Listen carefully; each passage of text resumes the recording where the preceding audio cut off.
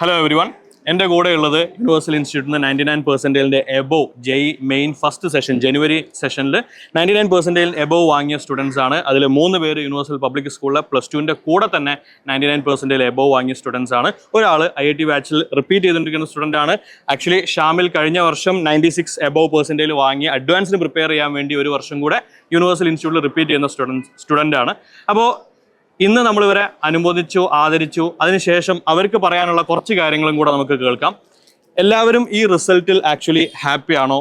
ഈ റിസൾട്ട് പ്രതീക്ഷിച്ചതാണോ? അതല്ല പ്രതീക്ഷനേക്കാളും കൂടിയ റിസൾട്ടാണോ വന്നത്, കുറഞ്ഞ റിസൾട്ടാണോ വന്നത്? ആയിഷ എന്ത് പറയുന്നു? പ്രതീക്ഷനേക്കാളും ബെറ്റർ റിസൾട്ടാണ് വന്നിട്ടുള്ളത്. ഓക്കെ, ഷാമിലിന്റെ ഏറെക്കുറെ പ്രതീക്ഷിച്ച റിസൾട്ടിന്, അതായത് എഴുതിയ മാർക്കിനനുസരിച്ചും ഷിഫ്റ്റിന്റെ ഡിഫിക്കൽറ്റി അനുസരിച്ചൊക്കെ ഏകദേശം അതേ റിസൾട്ട് ആണ് വന്നിട്ടുള്ളത്. 97 പ്രതീക്ഷിച്ചിട്ടുള്ളൂ. വളരെ സന്തോഷമുണ്ട്. ഏത് പ്രതീക്ഷനേക്കാളും കൂടുതലാണ് വന്നുള്ളത്. എന്തുകൊണ്ട് കുറഞ്ഞ മാർക്ക് അല്ലെങ്കിൽ 97 വരുള്ളത് പ്രതീക്ഷിക്കാൻ കാരണം? ഇവിടുന്ന് കുറച്ച് എക്സാം ഒക്കെ എഴുതുമ്പോൾ എനിക്ക് കെമിസ്ട്രിയിലൊക്കെ കൂടുതൽ നെഗറ്റീവ് ഒക്കെ അടിക്കലുണ്ട് ഉണ്ടായിരുന്നു.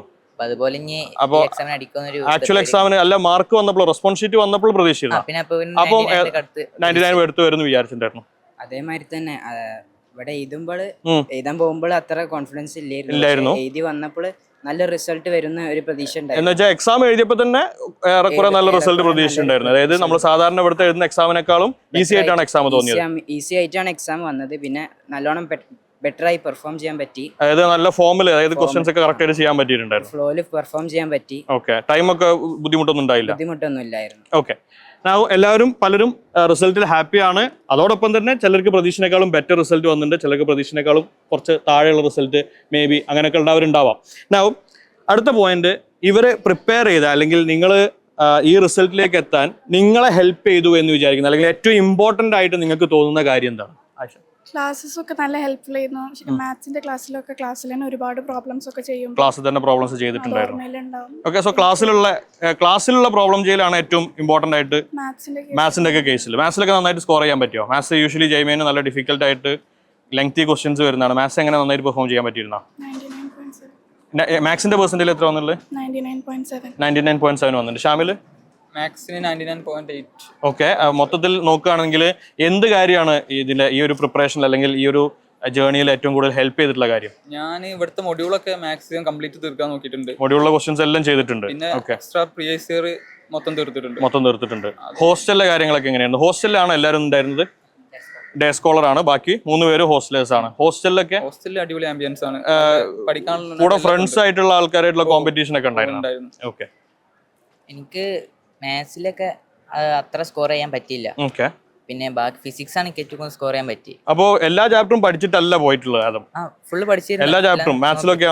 മാത്സിൽ ഞാൻ കോണിക്സ് നോക്കാതെ പോയത്. ഓക്കെ, ബാക്കിയുള്ള എല്ലാ വിഷയം ഫിസിക്സും കെമിസ്ട്രി ഫുൾ നോക്കിയിട്ടാണ് പോയത്. പിന്നെ ഞാൻ പ്രീവിയസ് ഇയർ ക്വസ്റ്റ്യൻസ് കൂടുതൽ ചെയ്തുകൊണ്ട് പ്രീവിയസ് ഇയർ ക്വസ്റ്റ്യൻസ് ചെയ്തു എന്നുള്ളതാണ് ഏറ്റവും ഇമ്പോർട്ടന്റ് ആയിട്ട് കാരണം. മോക്ക് ടെസ്റ്റുകളൊക്കെ എഴുതിയിട്ടുണ്ടായിരുന്നു. നമ്മളിവിടെ നടക്കുന്ന എല്ലാ എക്സാം എഴുതിയിട്ടുണ്ടായിരുന്നു. ആ എക്സാമിനേക്കാളും ഡിഫിക്കൽട്ടി ലെവൽ കൂടുതലായിരുന്നു, കുറവായിരുന്നു? എക്സാം കുറച്ചൊരു കൂടുതലായിരുന്നു. ആക്ച്വൽ എക്സാം ഡിഫിക്കൽട്ട് ആയിരുന്നു. ഓക്കെ, പക്ഷെ എന്നാലും നന്നായിട്ട് സ്കോർ ചെയ്യാൻ പറ്റിയിട്ടുണ്ട്. അതുകൊണ്ടാണോ ബേസിക്കലി എക്സാം കഴിഞ്ഞ സമയത്ത് അത്ര പ്രതീക്ഷിച്ചില്ല എന്ന് പറഞ്ഞത്? ഓക്കെ, എക്സാം എഴുതിയപ്പോൾ ഡിഫിക്കൽട്ട് ആയിട്ട് തോന്നി, പക്ഷെ മാർക്ക് വന്നപ്പോൾ കുഴപ്പമില്ലാത്ത മാർക്ക് ഉണ്ട്. ഓക്കെ, ഒമർ? എക്സാം എഴുതിയപ്പോൾ ഈസി ആയിട്ട് തന്നെയാണ് തോന്നിയത്, പക്ഷെ നല്ലോണം കോൺസെപ്ഷ്യൽ ലെവലിൽ ക്വസ്റ്റ്യൻസ് ഉണ്ടായിരുന്നു. പിന്നെ മാത്തമാറ്റിക്സിൽ നല്ല ലെങ്തി ക്വസ്റ്റ്യൻസ് ഉണ്ടായിരുന്നു. ഏത് ഷിഫ്റ്റിലാണ് എഴുതിയത്? 29th shift. 29th ഷിഫ്റ്റ് അത്യാവശ്യം ഡിഫിക്കൽട്ട് ആയിട്ടുള്ള ഷിഫ്റ്റ് ആയിരുന്നു. അതില് നല്ലോണം കോൺസെപ്ഷ്യൽ NCERT ഒക്കെ നല്ല റെഫർ ചെയ്യുന്ന ഒരു ആസ്പിറന്റിനെ സംബന്ധിച്ചിടത്തോളം ഈസി ആവുന്നുണ്ട്. അത് ആ ഒരു രീതിയിൽ പ്രിപ്പറേഷൻ മുന്നോട്ട് കൊണ്ടുപോയതുകൊണ്ട് അതിൽ നല്ലോണം പെർഫോം ചെയ്തു. NCERT ബേസ് ചെയ്തിട്ടാണ് നന്നായിട്ട് കെമിസ്ട്രി, ഇനോർഗാനിക് കെമിസ്ട്രി ഒക്കെ നല്ലോണം NCERT ബേസ്ഡ് ആണ്. അതിനെ ബേസ് ചെയ്തിട്ടുള്ള ക്വസ്റ്റ്യൻസ് തന്നെ വന്നിട്ടുള്ളത്. ഡയറക്റ്റ് NCERT ഗ്രാഫ്സ് വെച്ചിട്ടുള്ള ക്വസ്റ്റ്യൻസ് വന്നിട്ടുണ്ട്. അതൊക്കെ NCERT റെഫർ ചെയ്ത ആൾക്ക് സിമ്പിൾ ആയിട്ട് അറ്റൻഡ് ചെയ്യാൻ പറ്റും. സ്ട്രോങ് സബ്ജക്ട് കെമിസ്ട്രി അങ്ങനെ ഉണ്ടോ? സ്ട്രോങ് സബ്ജക്ട് എന്നത് പ്രിപ്പറേഷൻ സമയം കെമിസ്ട്രി ആയിരുന്നു, ഫിസിക്സ് ആയിരുന്നു. ഫിസിക്സ് ആണ് നല്ലോണം സ്കോർ ചെയ്യാൻ പറ്റിയത്. മാത്സ് അത്ര സ്ട്രോങ് അല്ല. ഞാൻ ഫസ്റ്റ് സെഷന്റെ ശേഷം കുറച്ചും കൂടി സ്ട്രോങ് ആക്കണമെന്ന് പ്രതീക്ഷിക്കുന്നു. ഓക്കെ, സ്വാഭാവികമായിട്ടും ഇനി അടുത്ത പരിപാടി 99% വാങ്ങിക്കഴിഞ്ഞാൽ നെക്സ്റ്റ് ജെയ് മെയിൻ സെഷൻ 2 പറ്റി നിങ്ങൾ ആക്ച്വലി ബോധേഡ് ആവേണ്ട യാതൊരു കാര്യമില്ല. സ്വാഭാവികമായിട്ടും അടുത്ത സ്ട്രാറ്റജി അല്ലെങ്കിൽ അടുത്ത സ്റ്റെപ്പ് എന്ന് പറഞ്ഞാൽ ജെയ് അഡ്വാൻസിന് പ്രിപ്പയർ ചെയ്യാന്നുള്ളതാണ്. എങ്ങനെ പ്രിപ്പയർ ചെയ്യുന്നതാണ് നിങ്ങൾ മനസ്സിലാക്കിയിട്ടുള്ളത്? ചാപ്റ്റേഴ്സ് കംപ്ലീറ്റ് ചെയ്യാത്തത് കവർ ചെയ്യാത്ത ചാപ്റ്റേഴ്സ് ഉണ്ട്.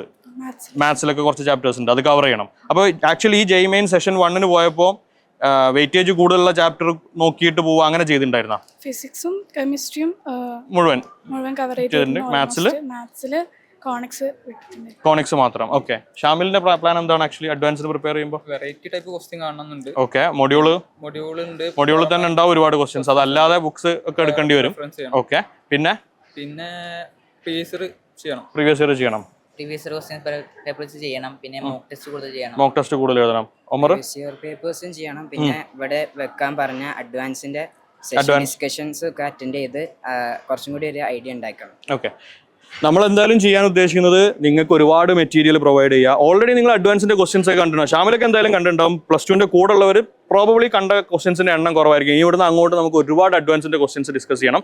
നിങ്ങൾ തന്നെ സ്വന്തമായിട്ട് വർക്കൗട്ട് ചെയ്യുക. നിങ്ങൾക്ക് കിട്ടാത്ത ക്വസ്റ്റ്യൻസ് നമുക്ക് അതാത് ചാപ്റ്റർ അല്ലെങ്കിൽ ടോപ്പിക് വൈസ് ചെയ്തിട്ട് ടീച്ചേഴ്സിന്റെ ക്ലാസ്സുകൾ ഉണ്ടാവും. അഡ്വാൻസിന്റെ പ്രിപ്പറേഷനാണ് ഇനി ഇവിടുന്ന് അങ്ങോട്ട്.